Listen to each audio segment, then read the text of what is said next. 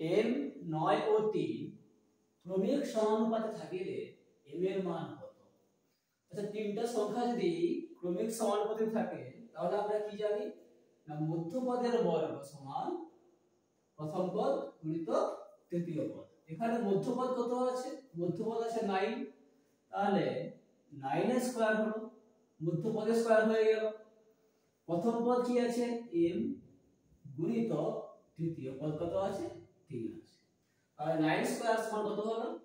m * 3, বা আমরা লিখতে পারি যে 3m সমান 9 স্কয়ার মানে কত? 81। তাহলে m সমান 81/3। তাহলে এত m সমান কত হলো? 27। তাহলে m এর মান কত পেলাম? m সমান 27। এটাই আমাদের উত্তর।